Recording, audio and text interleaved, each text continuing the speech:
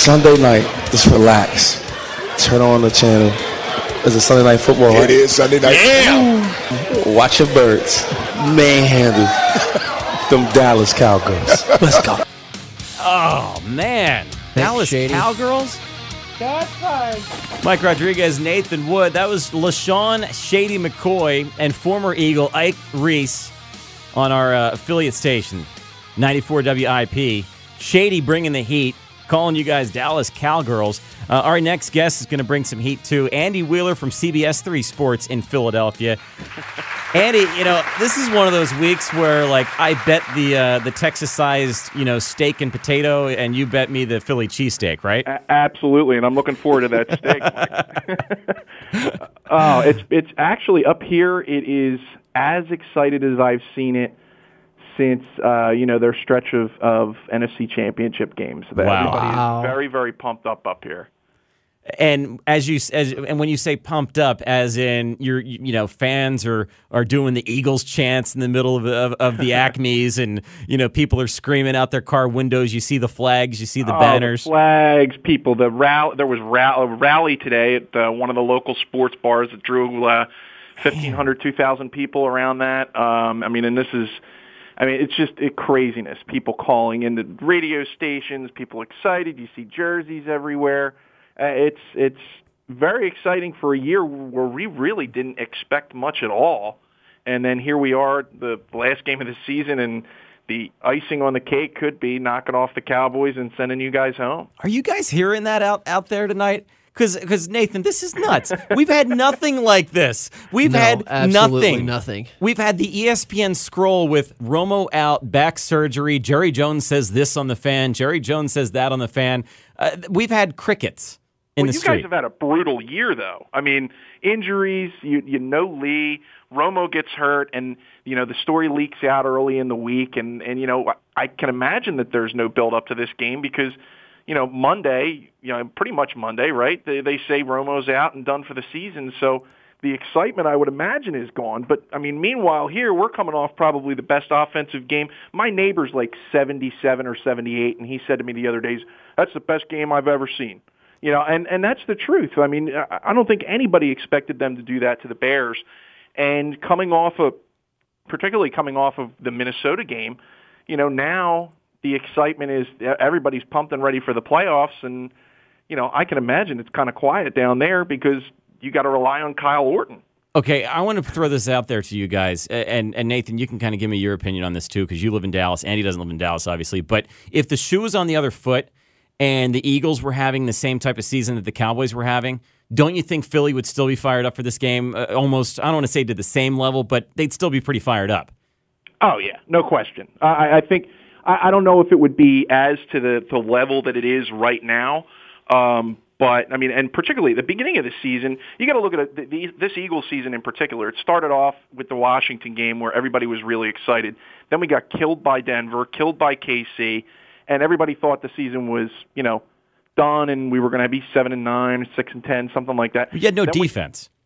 No defense, terrible defense, and then we win 5 in a row, and then you have that snow game, then you have this Bears game, so the excitement is really building for us. But, on the other foot, I don't know. It would be not as exciting as this, but it would be a little bit more than what I'm hearing is going on down there. Andy, how much of the smoke screen that Jerry and Jason put out this week do the Eagles players, the coaches, even the fans, did they even believe it?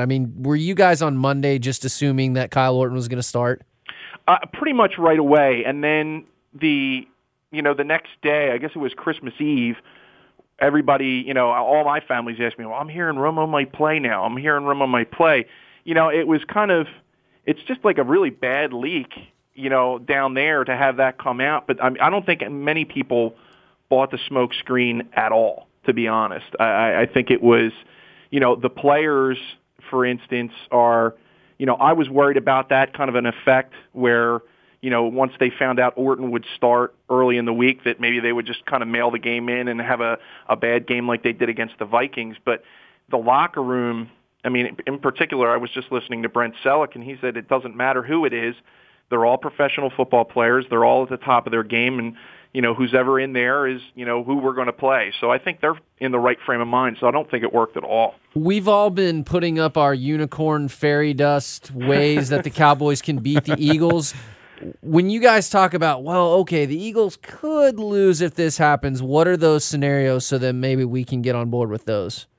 Honestly, I absolutely believe that you guys can win this game. I mean, there's no question in my mind. And in particular, the defense. You're talking about, everybody's worried about Kyle Orton. Well, Kyle Orton has been around for a while, and he can throw the ball, and the Eagles really are terrible against the pass. And, are they going to finally run the ball down there as much as they probably should?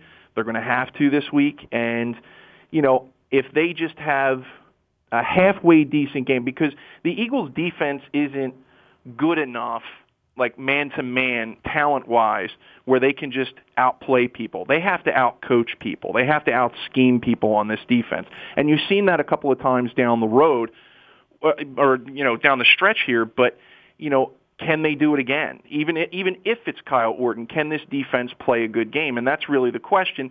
And then what can your defense do? If your defense can, somehow make Foles uncomfortable or get into his head, that the only really bad game he's had this season was against you guys, well, then all of a sudden you guys can win the game easily. I mean, I for one am a realistic Eagles fan where I know that there's an absolute possibility that at the end of Sunday night, the Eagles are done for the year. Not only is an Eagles fan, he also covers the Eagles on CBS3 in Philadelphia. Sorry to cut right. you off there, Andy. I'm looking at these stats, and I want to talk to you about that Eagles defense. Sure. You talk about that first 4 games, and I watched a lot of the Eagles just to kind of get up to speed on the NFC East.